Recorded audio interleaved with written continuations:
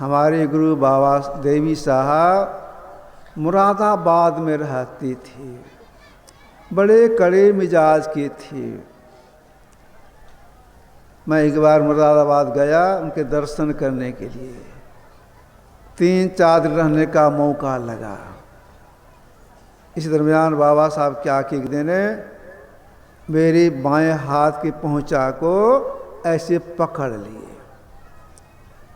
तो मेरे मन में बात आई, मेरे हाथ को क्यों पकड़ लिए। तो जैसे मन में बात आती है कि क्यों मेरे हाथ को पकड़े, बाबा साहब क्या किए, मेरे दाहिने हाथ की तलत्थी को अपने चूतड़ के पास ले गए।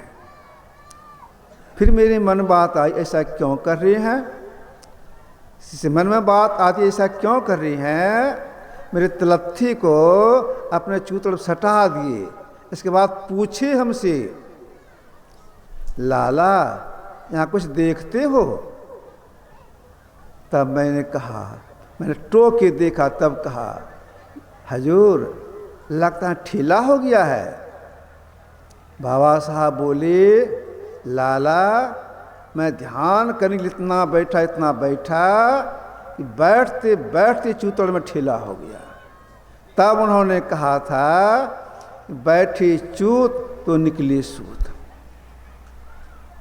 जो पिंड से उर्वाण चढ़ाई करना चाहते हैं, देर तक बैठना होगा। गुरुहा जी अपने से दीक्षा देते थे। एक व्यक्ति को दीक्षा देने लग गए। उकड़ू आसन से बैठे, मैंने पैर को नीचे जैसे लोग गाय होते हैं वैसे बैठे। अपने पास में गमछी रखते थे, गमछी को ऐसे समेट करके निठुआ टाइप का बना लिए। चुकुम को बैठ गए और चूतड़ के नीचे गमछी को रखे। बाएं हाथ तो कोहना को बाएं टोहना घुटना पर, दाहिने हाथ की कोहनी को दाहिने घुटना पर रखकर कनपट्टी पकड़े। बताने वाले से बोले, इस आसन से बैठना, जब तक बैठ सके इसलिए नीचे सहारा लेना, जैसे मैं लिया भी हूँ। जब तक 1 घंटा से बेसी नहीं बैठोगे कुछ नहीं होगा। तो देर तक बैठने का प्रयास करना चाहिए। कैसे बैठना चाहिए, पिंड से प्रमाण चढ़ाई हो जाए हमारी।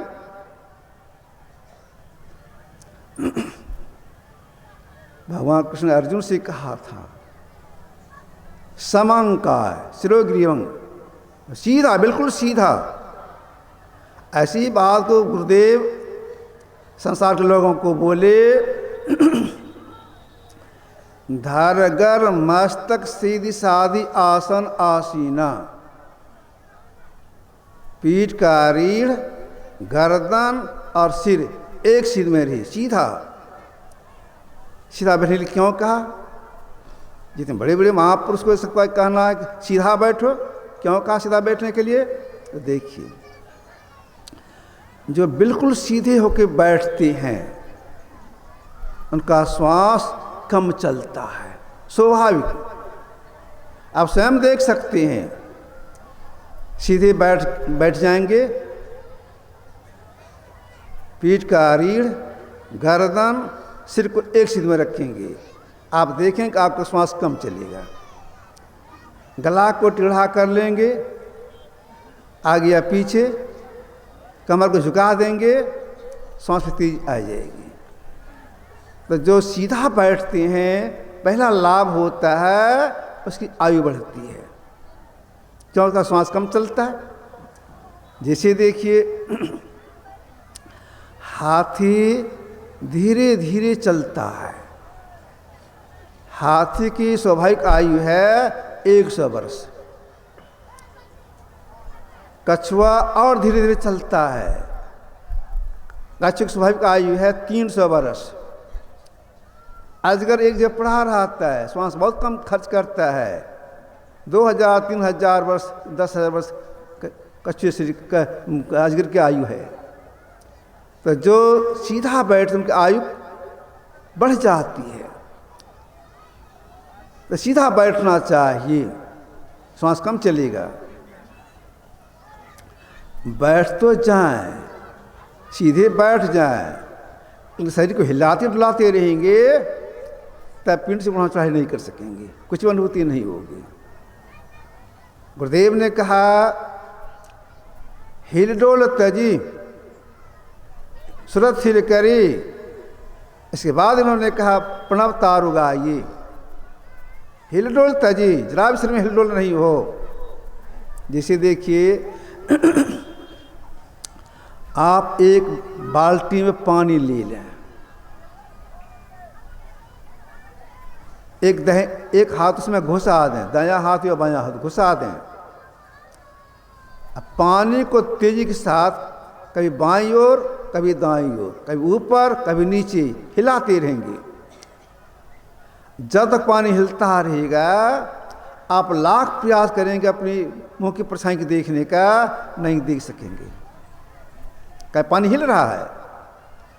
बाल्टी से हाथ को निकाल लेंगे, पानी थिर हो जाएगा, तब जो देखेंगे साफ साफ चेहरा दिखाई पड़ेगा। मेरा ललाट ऐसा है, मेरा बाल ऐसा है, मेरा नाक ऐसा है, गाल ऐसा है, दाढ़ी ऐसी आदि साफ साफ दिखाई पड़ेगा। ठीक ऐसे ही जब ध्यान करने के लिए बैठें, हिलडोल नहीं करें। बैठ के क्या करें? वही काम करना है जिससे पिंड से ब्रह्मांड चढ़ाई हो जाए। इसके लिए सिमटाव करना पड़ता है, कर्म से सिमटाव करना पड़ता है। कर्म सिमटाव क्या करेंगे? परमात्मा के जपने की बहुत से नाम हैं। दादू सृजन हार के केते नाम अनंत। सृजनहार परमात्मा, इसके बहुत से नाम हैं, अनगिनत नाम हैं। उन नाम में से एक नाम का जप जप तीन तरह का बताया गया है, मौखिक, उपांशु और मानस। इन तीन तरह के जपों में से मानस जप सबसे श्रेष्ठ माना गया है। मानस जप किस तल्लीनता से करें जो कुछ सिमटा हो जाए। हिरण्यक संहिता में एक श्लोक आया है,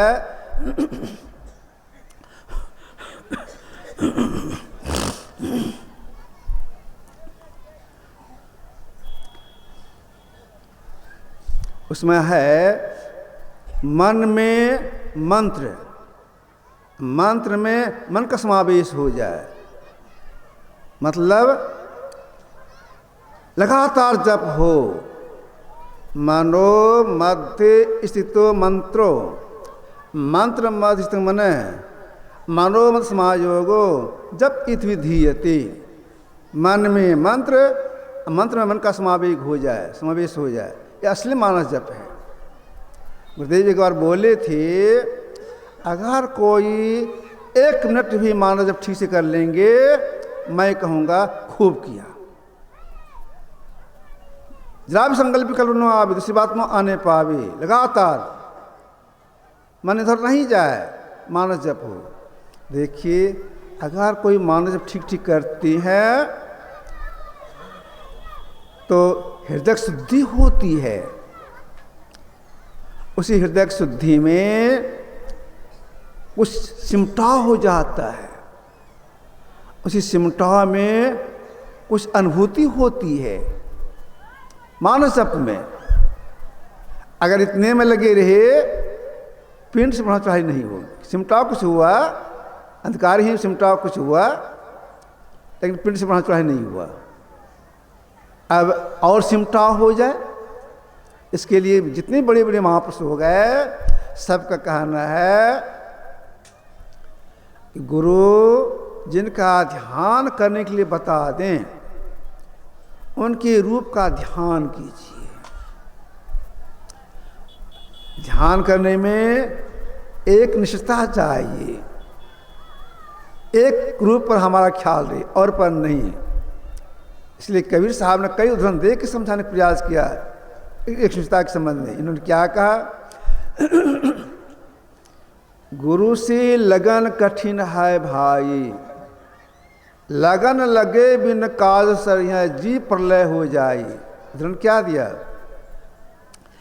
जैसे पपिया प्यासा बूंद का, प्या प्यार लाई, प्यासे प्रांत दिन राती और नीर न भाई। गुरु से लगन कठिन है भाई। पपिया एक पक्षी होता है, बड़ा टेकी होता है। समय प्यास लगा है, पानी पीने के लिए तड़प रहा है, पानी पिएंगे पानी पिएंगे। समीप में तालाब है, स्वच्छ पानी है, नहीं पिएगा। पानी पिएंगे पानी पिएंगे, उड़ता चला जाए गंगा किनारे, पानी नहीं पिएगा। तड़प रहा है पानी पीने के लिए। अगर वह पक्षी उड़ता उड़ता चला जाए जहाँ गंगा निकली, गंगोत्री से शुद्ध पानी होता है, बहुत शुद्ध, जड़ी बूटी से मिली रहती है, वहाँ जाने पर भी पानी पिएंगे तड़पता है। प्यास के मारे तड़पते तड़पते पानी में गिर जाता है। ऐसे गिरता है पानी में, प्राण छोड़ने के ख्याल से अपने चोंच को बंद कर लेता है। वहाँ का पानी, गंगोत्री का पानी वह नहीं पीता है, प्यासा मर जाता है। तब कौन सा पानी वह पीता है? जब स्वाति नक्षत्र में मेघ लगता है, वह पक्षी किसी टीले स्थान पर या कहीं पर चितलेट जाता है, मेघ को एक टक से देखता है, स्वाति के मेघ को एक टक से देखता है और चोंच को खोल देता है। जब कभी ईश्वर की दया से या गुरु की दया से वर्षा होती है, अगर बरसात का पानी एक बूंद उसके मुंह में चला जाए वही पानी के सालों रह जाता है, इतना टीकी।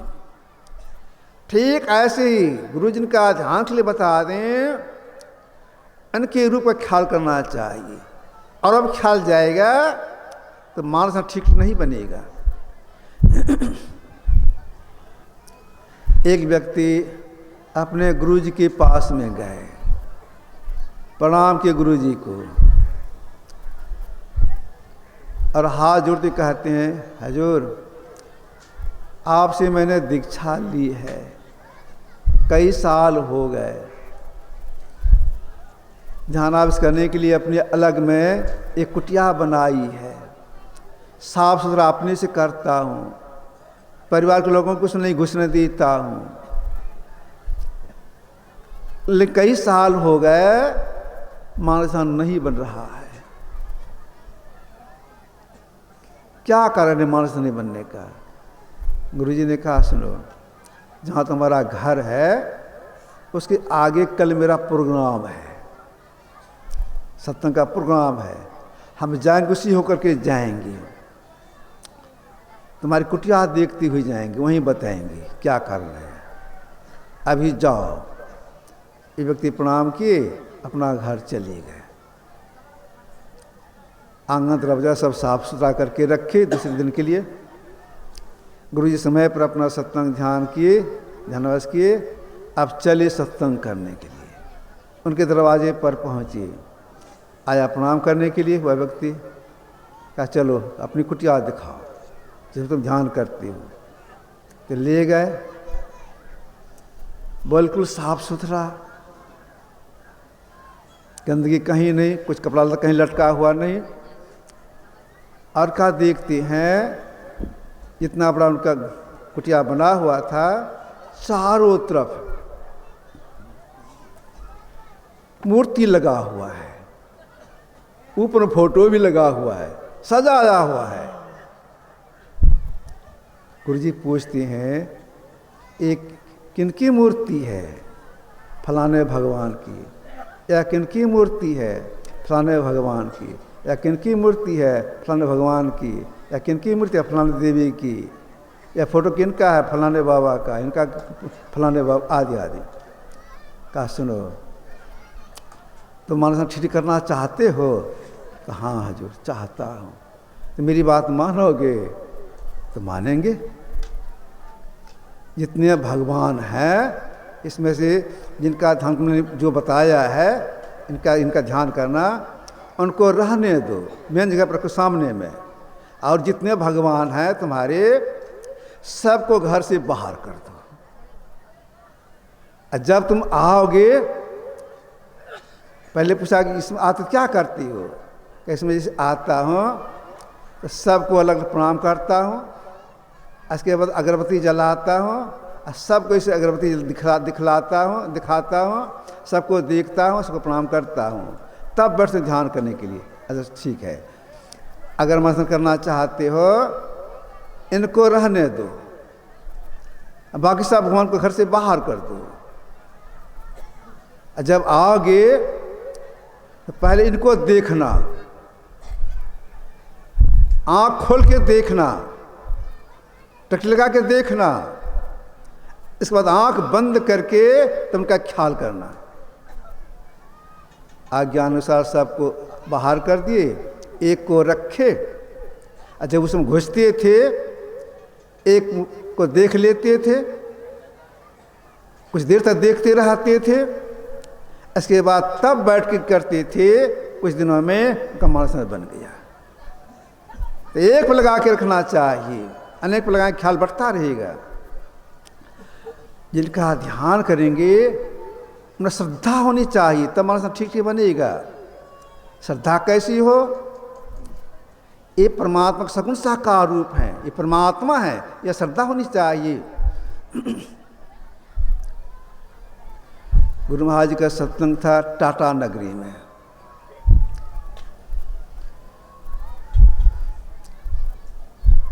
प्रातःकाल सत्संग में पर संसी बाबा ईश्वर स्वरूप पर अच्छी तरह बखान किए।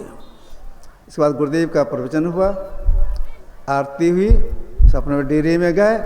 आज अपने डेरे में गए, एक विद्वान पीछे पीछे, गुरुदेव के पीछे पीछे इनके डेरे पर पहुँचे। जो आसन पर बैठे थे, विद्वान गए, प्रणाम किए, आज्ञा में बैठने का बैठ गए।